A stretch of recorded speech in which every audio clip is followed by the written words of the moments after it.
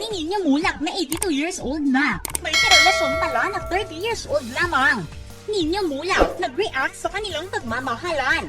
Ito ang buong storya.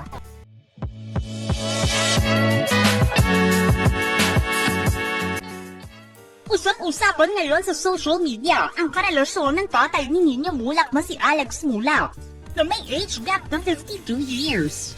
82 years old na si Alex Mulak at ang kanyang kasintahan na nagngangalang May Fortaleza ay 30 years old lamang. Magse-celebrate ng kanyang ika-82nd birthday si Alex sa June 9. Samantalang si May naman ay magta-30 ngayong 2024. Bagamat mag-82 years old na si Alex, ay masasabi pa rin na gwapo, matipuno, at batang-bata pa rin ang kanyang itsura. Pag-aamin naman ni Alex na magkarelasyon na sila simula noong 2014 pa lamang. Ibig sabihin noon ay 72 years old si Alex at 20 years old pa lamang si May noong naging sila. At 10 years na ang kanilang pagsasama. Ayon sa isang report, bakas ang kaligayahan sa mukha ni Alex nang aminin niya ang kanyang relasyon kay May.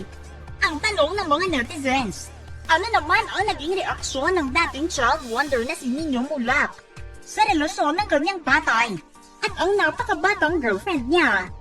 Nang nakapanayan si Nino Mulak, sinabi niya na hindi naging issue sa kanya ang pagkakaroon ng batang karelasyon ang kanyang ama. Dahil ang gusto lang naman ni Nino para sa kanyang tatay ay maging maligaya at masaya. Kung tutusin pa nga daw, ay may paghanga pa nga si Nino sa partner ni Alex na si May, na ang tawag pa nga sa kanya ay kuya. Ayon kay Nino, she gave her the years of her life para alagaan si Papa. Yung prime years ng buhay niya, she gave it up para kay Papa. They've been together since she was 20. Sinabi naman ni Nino na never siya kumontra sa pagmamahala ng kanyang tatay at ni May, kahit na 52 years ang kanilang age gap.